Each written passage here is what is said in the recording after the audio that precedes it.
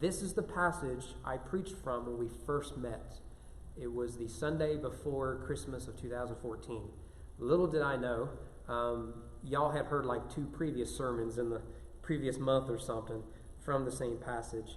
So the story I've been told is y'all just rolled your eyes like this again, right? So Luke 15, what we want to do is for the sake of time, because we are getting a bit of a late start, instead of reading all of it, I'm going to trust that you're familiar enough with the passage. I trust you know it well. There is a son who asks for his father, hey, give me all your money. He goes off, spends it with prodigal living, wasteful living, is feeding pigs, which would have been shameful to the Jewish hearers. And then he returns home. His father adopts him basically again. The older brother is furious at this, and they don't all live happily ever after, right? You remember there's no ending to the prodigal son story. It ends with the father pleading with the older son to come in with the celebration.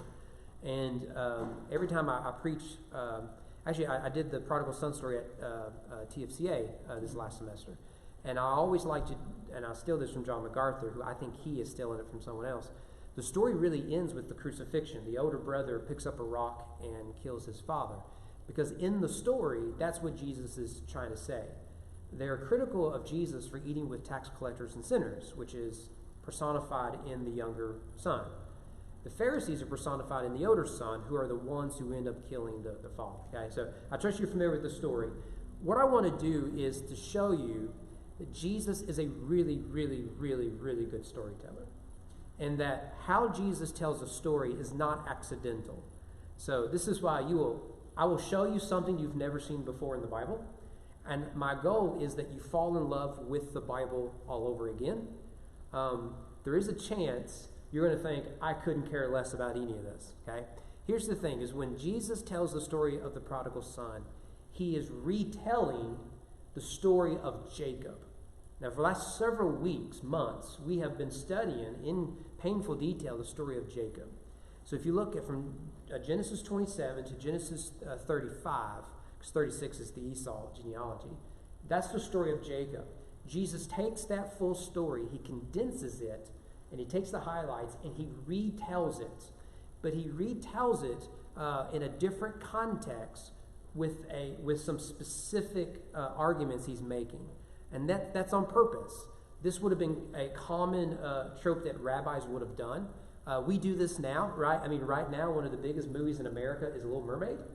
And when you go watch these remakes, what does everyone want? They want to know what did they keep the same, and what did they change? And why did they change it, right? Is it all woke stuff? Is it, why the change? So Jesus keeps a lot of things. He changes a lot of things. And it is those differences, as we'll see, which are really the key to see what exactly is Jesus trying to tell. What is he trying to achieve with this story? Remember, Jesus' first audience are Jews. So it makes sense. He goes back to retell the story of the guy whom Israel was named after, Jacob. So again, you'll find this fascinating or you won't. One thing I want us to do is there's 3 ways to do this. One, where Jesus tells the same detail, right, where everything's identical. Places where the part of the stories, if you compare them, are similar, and then, of course, when one is reverse of the other. Okay, so let's start with parts of the story that are identical. You read over the Jacob story, you read the prodigal story, they're exactly the same. Okay, here's the first one: a father and 2 sons. Now, what I'm not saying is there aren't supporting characters. There are in both stories supporting characters. Rebecca, Rachel, Leah, Laban, all supporting characters. None of them are main characters. Rachel and Leah serve the story of Jacob. Laban serves the story of Jacob, right? Rebecca serves the story of Isaac and Jacob. And we saw a whole genealogy of Esau that are all there to serve the Esau story. So you have a father and 2 sons with the Jacob story. You have the same thing in the prodigal son story. Now, there are supporting characters. There's a pig farmer out yonder. There's the servants of the father, right? There are supporting cast. But there are only 3 characters to look at, and they're both the same. A father and two sons, an older son, an older brother, and a younger brother. Okay, they are essentially the same. And I want you to notice this. Another identical thing is haste. There's an emphasis on speed.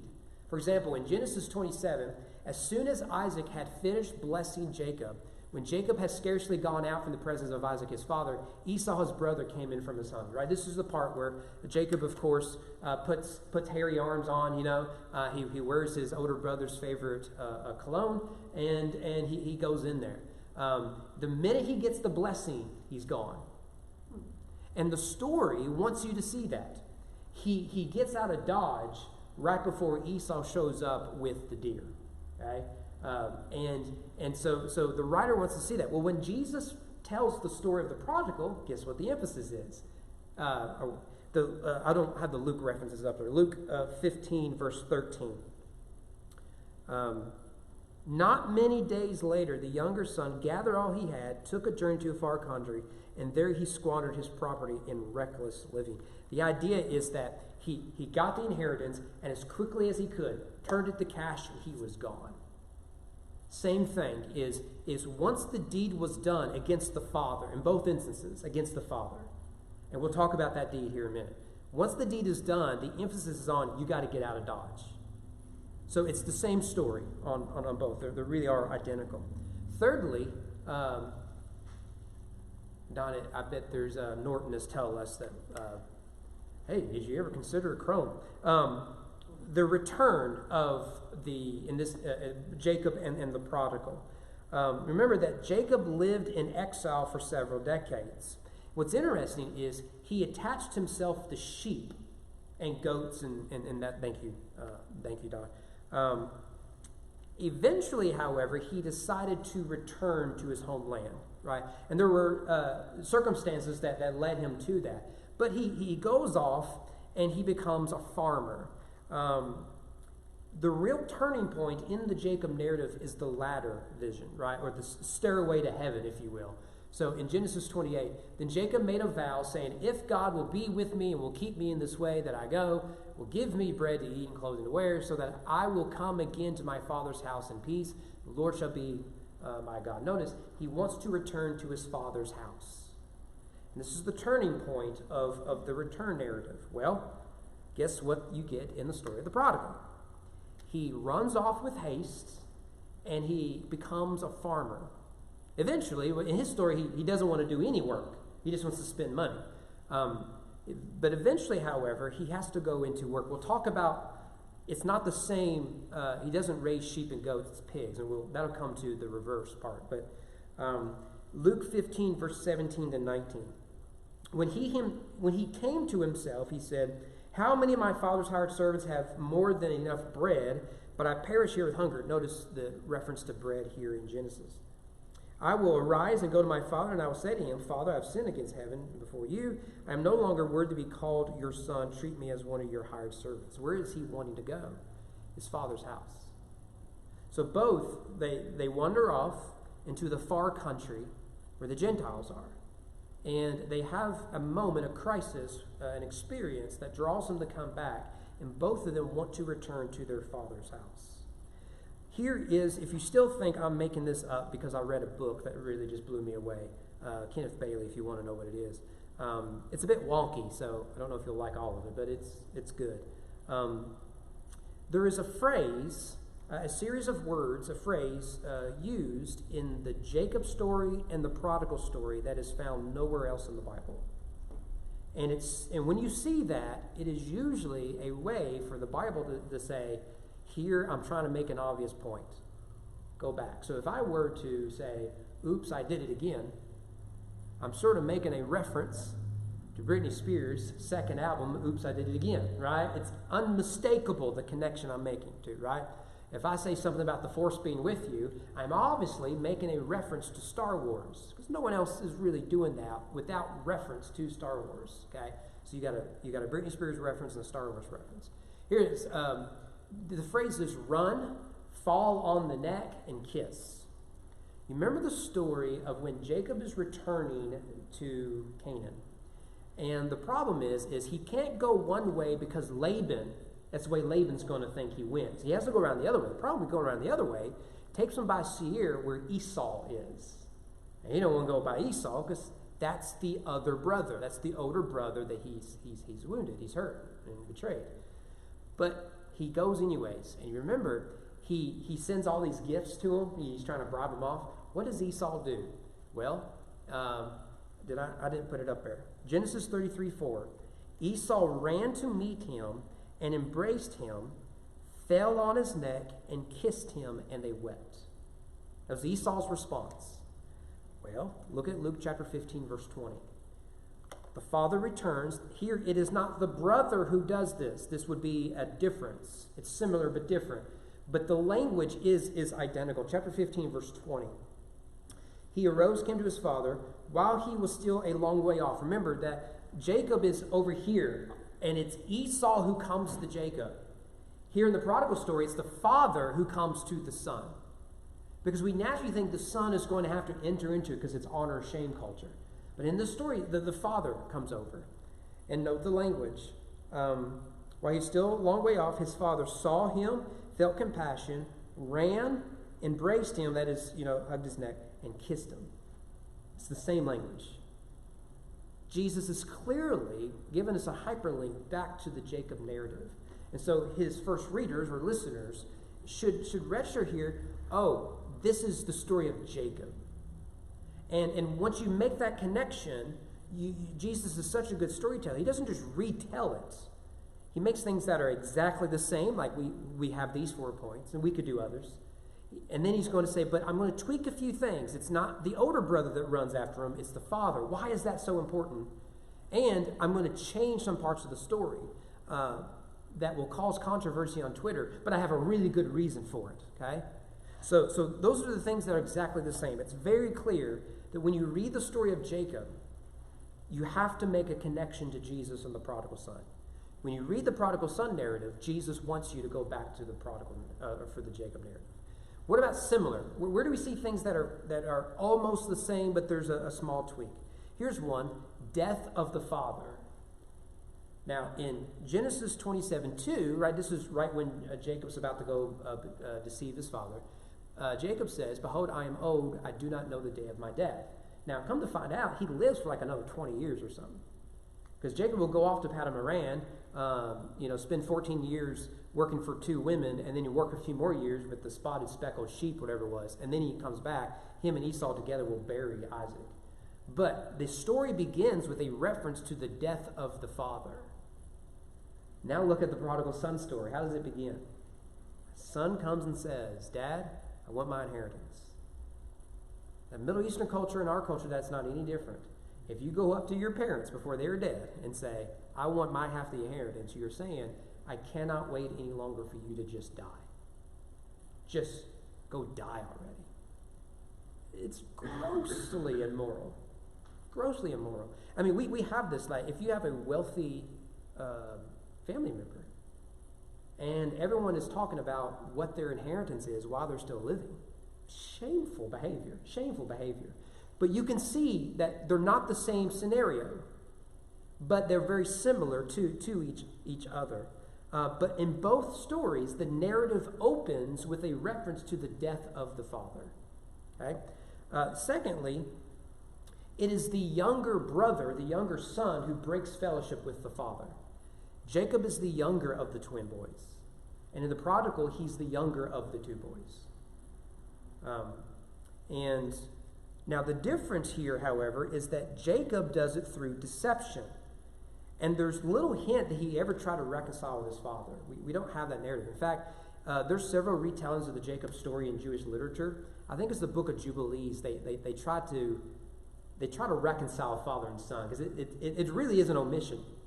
Jacob gets back, and he doesn't call his dad, "Hey, by the way, I'm in town. You think we should go have coffee?" In the biblical story, that's never addressed. So later Jewish writers, they try to soften that a little bit. This is all we get about Jacob and his father. Jacob came to his father Isaac at Mamre, Hebron, where Abraham and Isaac had sojourned. That's it. That's about it. Later he'll bury him. That is it. There is no hint of reconciliation. But Jacob broke fellowship with his father through deception. The prodigal breaks fellowship through a scandalous request. we don't have time for all of this, but if you want to understand the prodigal story, you have to understand it through the lens of shame and honor and that sort of culture. We're becoming one of those. But so like now, if you post something on Facebook 20 years ago, which Facebook would run, if you did it 10 years ago, that is now politically incorrect, your career is ruined. That is shame, honor culture, and we're becoming that. But when Jesus is telling the story, that is exactly what they have. So when the younger son makes this request, that is a shameful request that brings shame upon the whole family. We expect the father to defend his honor. And so what is even more shameful than the boy's request is the father's refusal to really just almost abuse his son. Like we expect the father to slap him across the face and almost disown him. I mean, it's a really shameful thing to request. Regardless, they both leave without any intention of returning. Jacob assumes, I can never come back. His father will disown him. Esau will kill him. He has no intention of returning, which is why the stairway to heaven story is so important. It's God saying, you will return to this land. And he holds fast to that promise. The prodigal son leaves with no intention to return. He returns because he has to, because he doesn't want to starve to death. Notice thirdly, similar, the identity of the two sons. In the Jacob narrative, the two brothers represents two clans who will clash for centuries, right? So you can read them, this is typical of ancient Near Eastern culture. You can read them as individuals, and they are, Jacob and Esau. They also embody two nations. And that's what we saw in chapter 36 with the genealogy of Esau.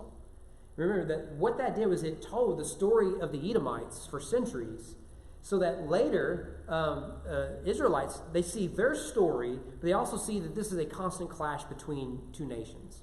And so what you could do is interpret the Jacob-Esau story at microcosm as a broader narrative of Jew versus Gentile.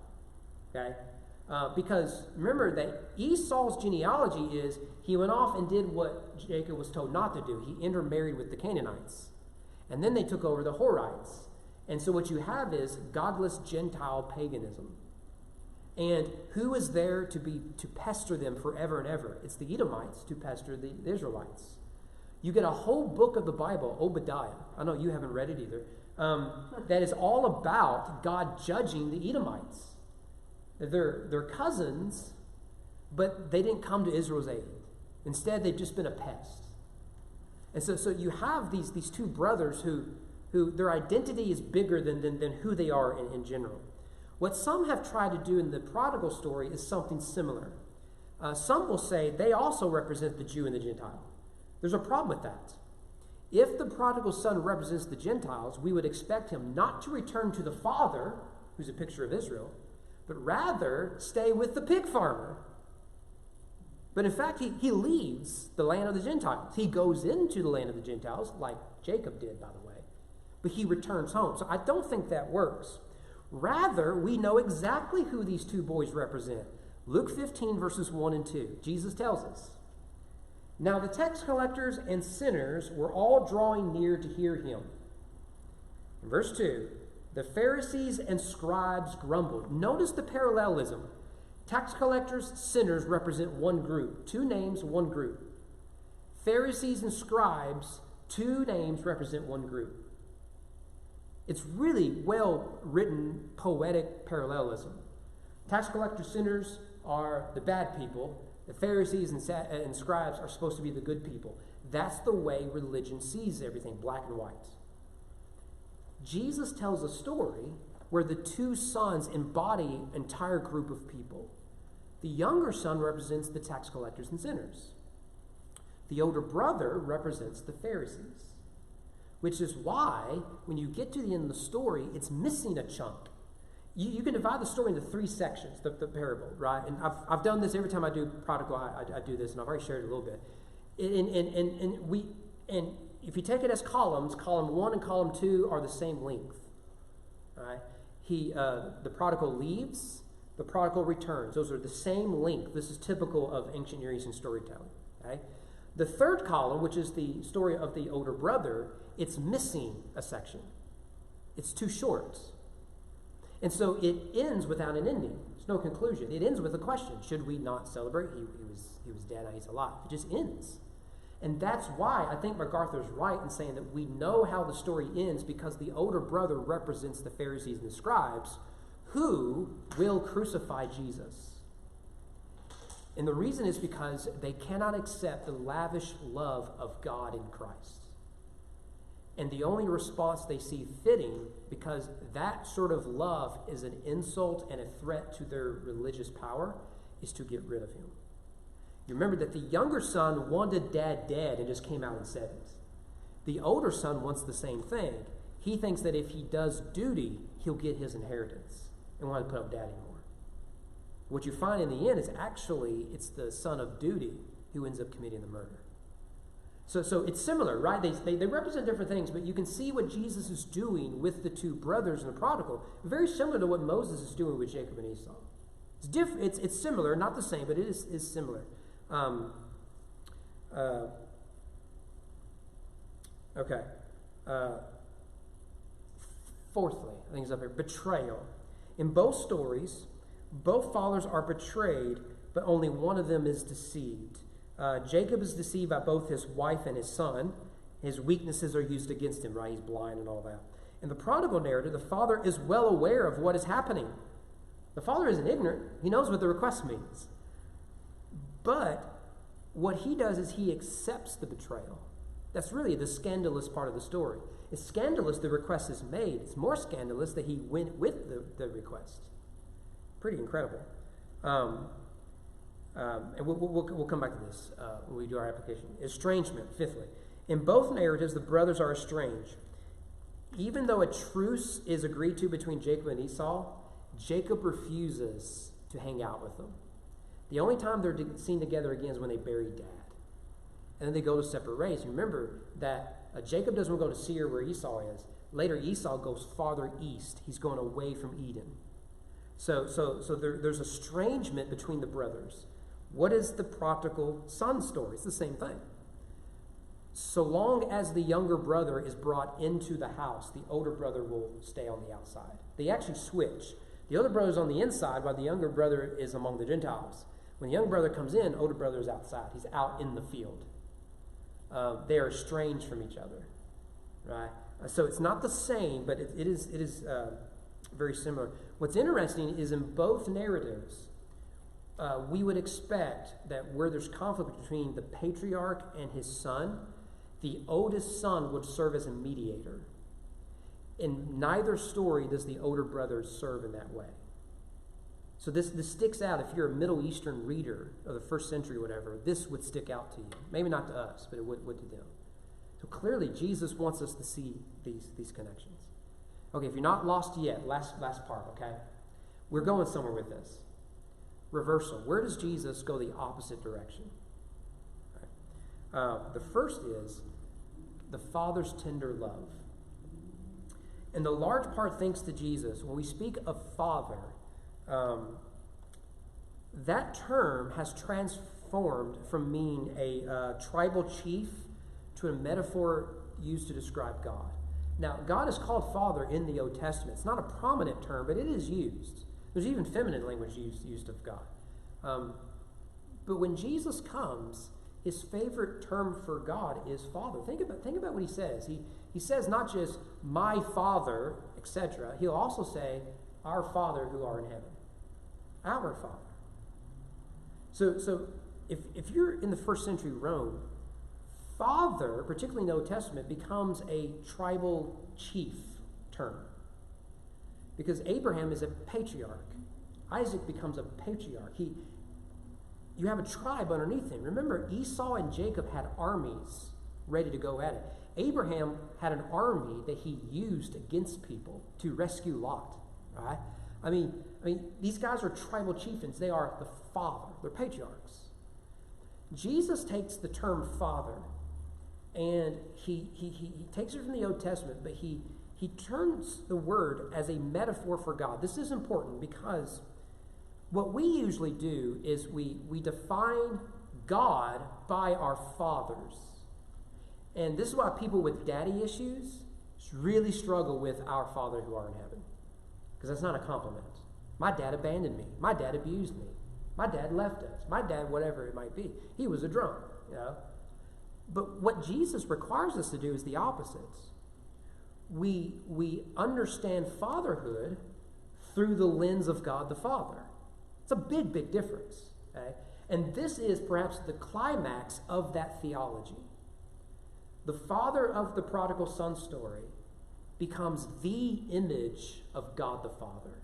Now, it's personified in Jesus, right? But it's ultimately a picture of God the Father, because that language is used. This term then becomes a term of strength, compassion, and honor. Right? And this guy embodies all of them. The father grants an unprecedented request for his son. He welcomes his son by running toward him. We would expect, I may be skipping here. So we'll come back to it. We wouldn't expect the father to make that run outside the village. The father we would expect to stay inside the home because of honor. You come to me, sort of thing. But the father goes to the sinner. He goes to the shameful son. And he endures the humiliation of the village, right? One of the reasons why the father doesn't go to the son out in the village is because in a shame-honor culture, the son has to go through the shame of the village before he sees the father.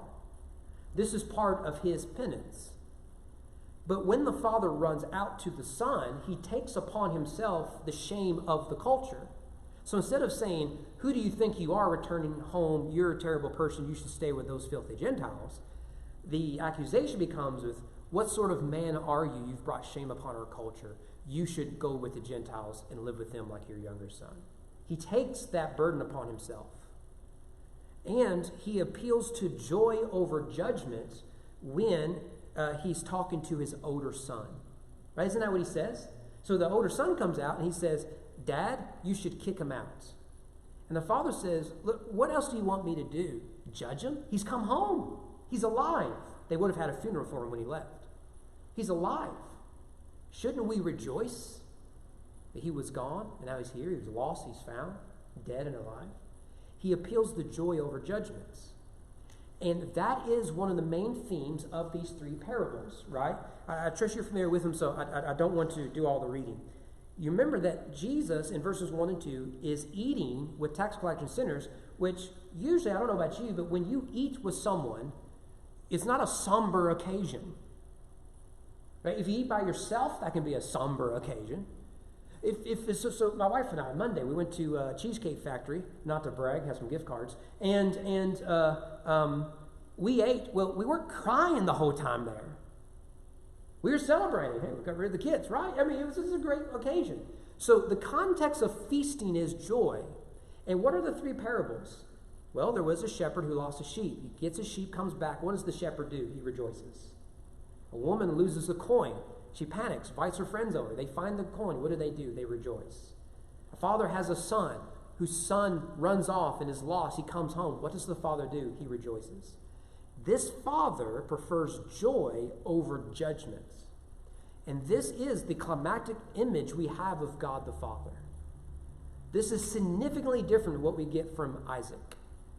The minute Isaac is deceived, he fades from the narrative. When in the prodigal story, the father takes central casting. He is the main point of the story. Right? And this becomes Jesus' way of saying, not just God is a father, but he's saying God is this father. And by having the two categories, not of Jew and Gentile, but of tax collector, sinner on the one hand, Pharisees and scribe on the other, he's saying he is this kind of father to you because you're one of these brothers. And so there's good news in that for you, because the way the father treats the younger brother is the way he'll treat the older brother. The younger brother receives the overabundant love of the father and its grace. The older brother doesn't, right? Which we see ultimately in Jesus. Hang out there in Luke 15. Turn quickly to Hosea 11. I should have already told you to do this. Hosea 11. This is the closest we get to this sort of fatherly, like deep fatherly language in the Old Testament. It's fantastic.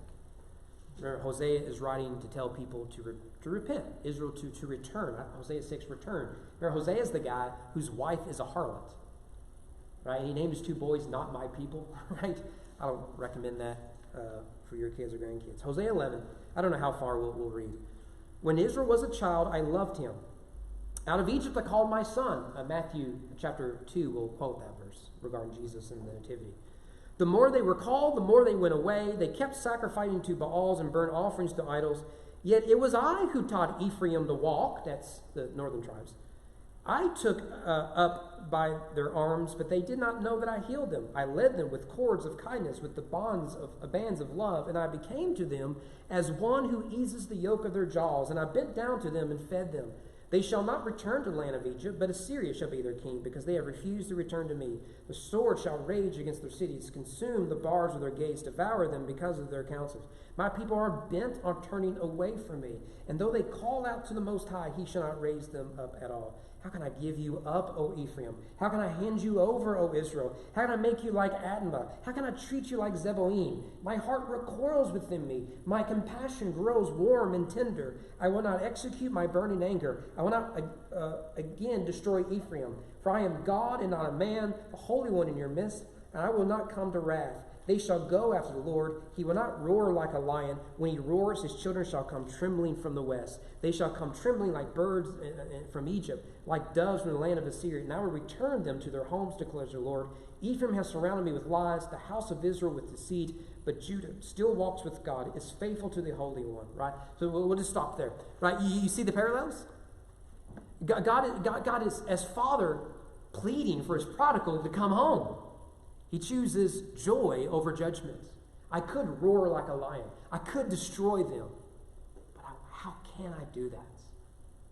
How can I do that? You see, Jesus, what he's doing here is he's saying, yes, I'm retelling the story of Jacob, but don't think this father is that father. This father is God the Father. Now, it's going to be embodied in Jesus in the narrative, right? Because they're mad at Jesus. But he's given us this picture. It's a beautiful image of God the Father. I mean, now that you see it, you'll never unsee it. It's a beautiful image of God the Father. With that said, the presence of a mother. Now, in the Jacob story, there is a mother, Rebekah, and she works with the older brother to deceive Jacob, or Isaac, right? In the prodigal story, there's no mother. There's no mother. She's never mentioned. Right? She's absent. However, the role of the mother is there. The father embodies both roles. Now, I am not turning woke here. If we had time, maybe we could spend a whole week on this. If we had time, we can show that there are feminine images that applies to God. Jesus does this. How I wish, O Israel, O Jerusalem, you were under my wings like a mother hen. What Jesus is not saying is, I identify as a woman, treat me as such. My pronouns are they, them, ze, zer, self. It's not what he's saying. He's using a metaphor, borrowing images, because God isn't engendered, right? Although he does identify as masculine, he's not engendered, okay? So what we see here is the father takes on certain expected roles of the mother, but it's embodied in himself. Let me give you a few examples. One, when the son returns, as we said, we expect the father to stay in the house. Instead, the father does the role of a mother. She runs, we expect her to go run to her boy, right? Every mother throughout history would have done that and could not care less about what culture thought of them. That's my boy. That's my baby boy. Right? That what would have been expected. Moms are always going to take their kids' side. Right? It's just the way it is. My wife and another mother in this church right now are hugging their kids at youth camp. The dads did not go. Right? You know, that's to be expected. Right? It'll be fine. It's just 5 days. Wish it were longer. Not for moms. Right? Not for moms. The father, however, embodies that. The same is true with the older brother. The older brother refusing to come in would have been an act of disrespect. What would we expect? Mom to go out and plead. Plead. Just come on in. This means a lot to your father. Don't make a big scene of this. Just come in, welcome him home. We can talk about this later, right? You can hear mom doing that. But instead, it's the father doing this. It's a real reversal. And Jesus is telling us something about the grace of God. At times, God can be harsh. At times, he can be gentle. And grace determines that. Grace really does. Fifthly, gifts. We got to move. Jacob returns and showers Esau with gifts in an effort to appease him. What does the prodigal bring home? Zero, zilch, nada. My daughter loves that phrase now. She saw one of our billboards with that phrase. Nothing. In fact, that's the whole point. He's feeding pigs. Jacob had something to show of himself. I saw a good clip of Tim Keller. I put it on Twitter today.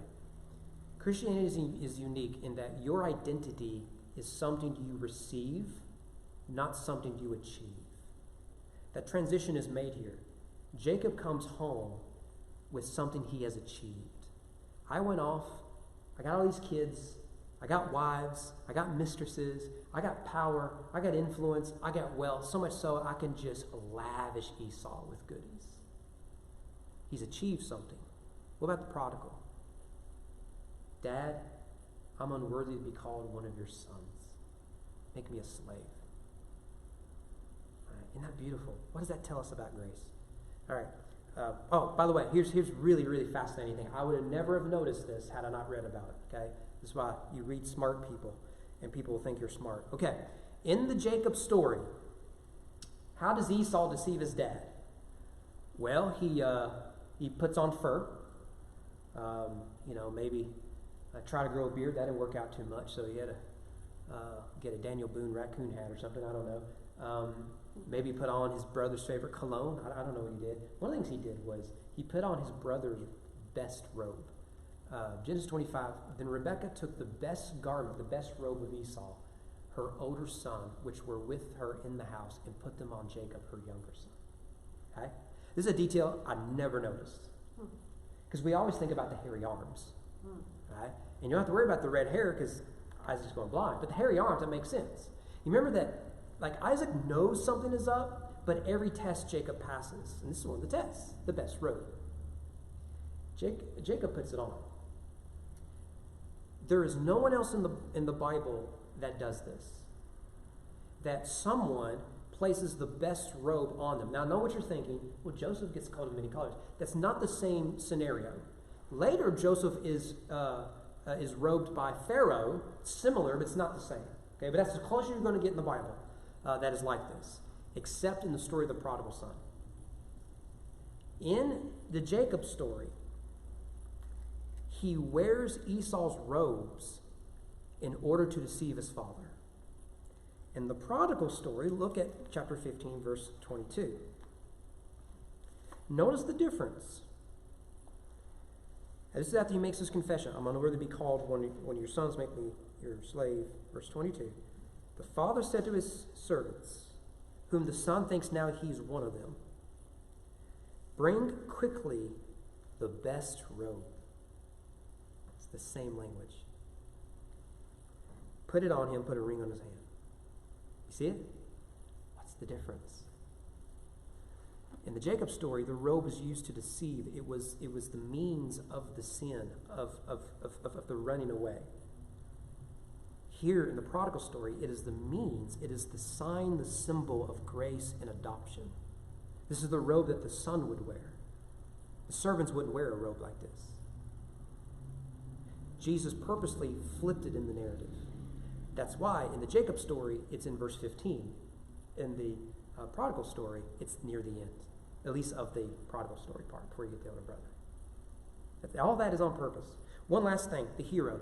Who is the hero of the Jacob story? It's Jacob. He's the protagonist. There's a problem with that. Not a very good guy. Not a good guy at all. I mean, he's kind of a scoundrel, ain't he? I mean, look how he treats everybody. But he's the hero.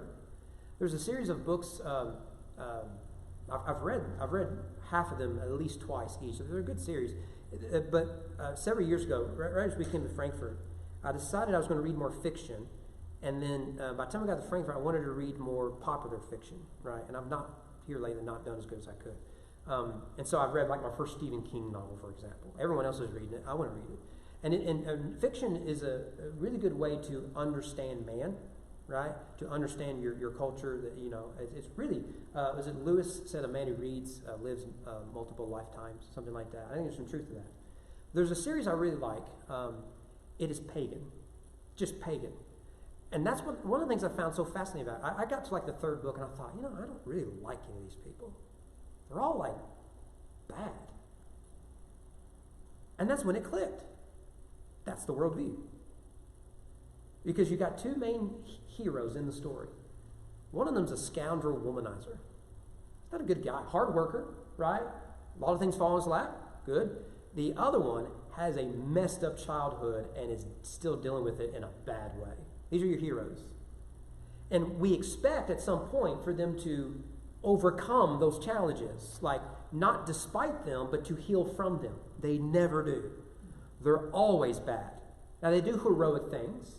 They take down the government and all this sort of stuff. One's a journalist, for example. But they're always bad. Always bad. That's when it hit me. That's kind of the point. Jacob is that sort of character. Now, so Jacob is the younger brother, right? But in the prodigal son, who's the hero? It's not the younger brother. It's the father. The one who was wounded, the one that was wronged, becomes the hero of the story. Okay? So, what does any of this have to do with the price of bread in China? Okay. I hope you're not lost, and I hope this has been insightful. With all of that said, I think there's two things we can see about the gospel with greater depth. The first, I think I have them up here. No, sin. Sin. What is sin according to Jesus, right? You've got the Jacob narrative in the background. You've got his story with the... What is sin to Jesus? Two things. One, it is a dishonorable act against one who is honorable. Okay? So, what does Jacob do? He deceives his father. And then that gets turned into a dishonorable request that is scandalous. So sin begins with that. Now, this is illustrated in the two narratives. Jacob goes and he works with sheep and goats, honorable animals, right? In Israel, you can eat those. You can raise them. There's nothing wrong with that. Where does the prodigal go? He chooses the dishonorable thing in deceiving his father, and then he goes to raise pigs. Sin is attached to dishonor, shame, guilt. So notice what Jesus did. Sin is deeper than a whoopsie-daisy. That's the way we usually picture it. There's an issue in one of our state capitals. It's not Kentucky. We don't have time. We were talking about Sunday morning. It's kind of a funny story. The legislator had to go before the ethics committee. Okay, what they did was really just crazy, frankly. Their apology was, "I'm sorry you were offended." That's the way we think of sin. Sometimes you get it right, sometimes you get it wrong. Who's to say? Jesus comes and says, no, it's much more serious than that. It's a dishonorable act against one who's worthy of honor. It's a sin against the Father, and you will go in the direction of dishonor, deeper and deeper dishonor. Notice also that it's dishonorable not just against God, but against ourselves. The request is a sin against the Father. His actions, where he lands in the pig farm, that is dishonorable upon himself. He reeks of pigs when he gets home. Second thing he says about sin is it's more than a violation of law. It's the breaking of a relationship. This is something that I wish people could see. In America, it's all about the individual, the self. Don't tell me what to do. I'll do what I want. All that sort of stuff. All around them are bodies of broken relationships. And then when people are at the rock bottom, they wonder why they're alone. Their sin made them that way. Sin always pushes people away because sin at its core is the breaking of a relationship, first vertically and then horizontally. Look at the story of David and Bathsheba. What is his song? I've sinned against God. Well, Uriah is buried somewhere, and Bathsheba has a new husband and a child that she was not expecting. It's both. It's both.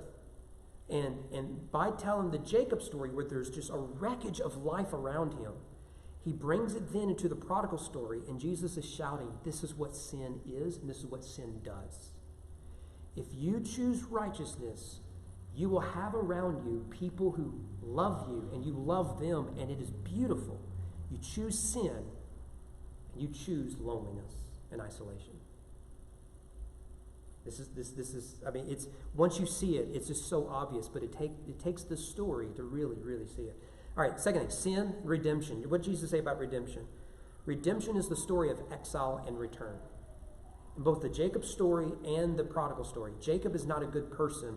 He goes into exile, right? He embodies the story of Israel as Israel. He goes into exile only to return. What happens to Israel? They will go into exile, right? The Egyptian Exodus, only to return to the promised land.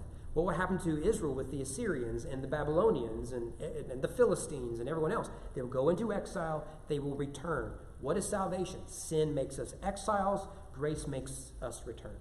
This is the story. It isn't that God has moved. It's that we have moved away. We've gone east of Eden. This is the story of the Bible. Here we are with the Father. There's that word again that we take for granted. Then we sin. We go east of Eden into the wilderness. What is redemption? He brings us right back to return to in his presence.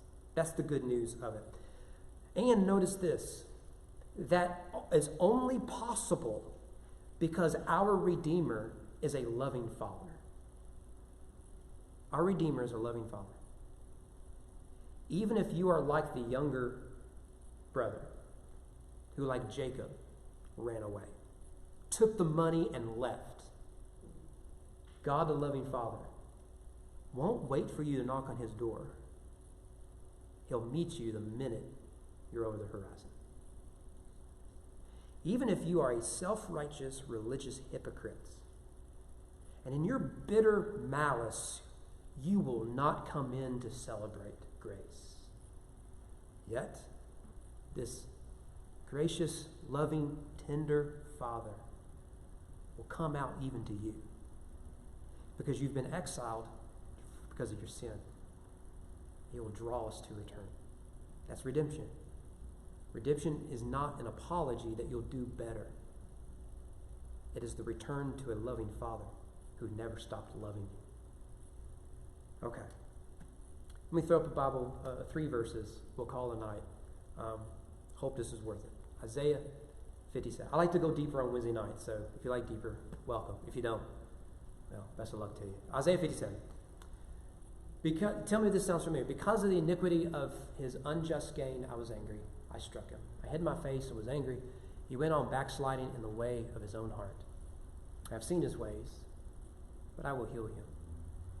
I will lead him and restore comfort to him and his mourners, creating the fruit of the lips, peace, peace, shalom, to the far and to the near, says the Lord. I will heal him. Now, doesn't that sound familiar?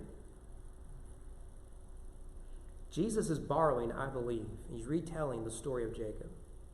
I also think he's standing along the line of the prophets. Look at that last verse again. Peace, peace, the two people, the one who is far, the one that is near, and he will heal them. What's the story of the prodigal? What's the story of Jacob? I was mentioning, Lonnie, earlier that I just read a book up to the tutors of English history. I'm an Anglophile, I confess. Don't judge me. I'm grateful for the Revolutionary War. But I still found them fascinating. There's an interesting detail about the early kings. I think it's one of the Edwards, I could be wrong. One of the ways he consolidated power was he claimed that he had a divine right to the throne, and with that divine right came the power to heal. I did a little bit of studying. If you read Tolkien, there's an interesting detail about Aragorn. This is in the movie, but it's in the extended movie. So if you and Kent only watched the theatrical, you didn't see this. So, did you do the extended? Do you know? We watched whatever you gave us. Oh, you watched the extended. Okay, so you may remember this. Very Okay. long. So Tolkien didn't intend this, but it worked out really well for him. That Tolkien has a prophet, priest, and king in the Middle Earth. So Frodo would be the priest, like you're already bored. Gandalf would be the prophet, comes and speaks. Aragorn is the returning king, right? After the great battle at the Black Gate, okay, this is the very end. Tolkien just kept writing, right? He should have just ended the story. But if you keep reading, what he does is quite beautiful. Aragorn goes around, he starts healing soldiers. And he ends up healing Arwen, who is the one that gets the Witch King. You don't care. The ancient world associated kings with healing. What does Jesus come and do?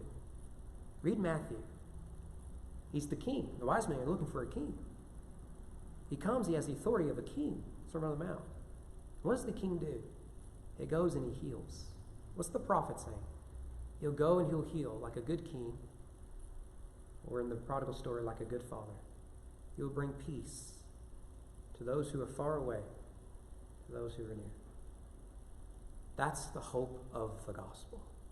Took us a long time to get there, but there it is. Okay. Danny, did I miss anything? He's not here. All right. Danny's probably tired from that baseball game. Boy, that was a good baseball game last night. He's sick. He come by the store today to pick up antibiotics. It's not too serious, is it? He had. Oh, you know what? He did mention something about that last night. He's had it for several weeks now, a month, I think. Yeah. Crud. Yeah, it's the Kentucky He finally crud. went to the doctor because he got a prescription, because he came in the store today and said Yeah, he's going back to get him an antibiotic. yeah. Kent finally got over his. He took Allegra B and ibuprofen, from what my mom prescribed. Yeah. Got over it. Okay. Well, thank you all for surviving this long.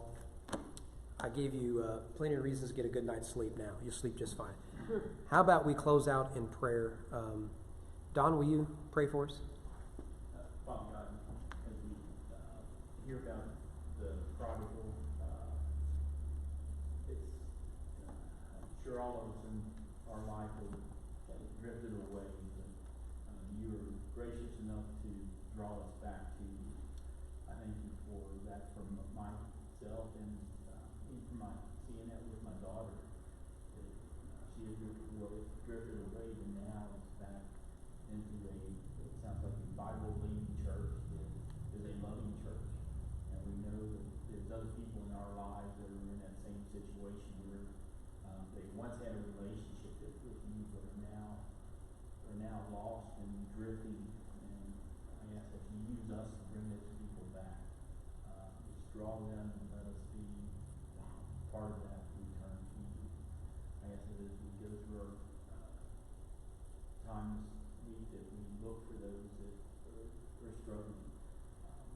We just heard about the woman to go deed in Cardinal Hills earlier this week. That is something that we don't hear about here in Frankfort, but it's happening every week. I ask that you touch those people's lives so that they're not craving that drug anymore, but craving a relationship with you. And I pray all this in the name of your Son, Jesus.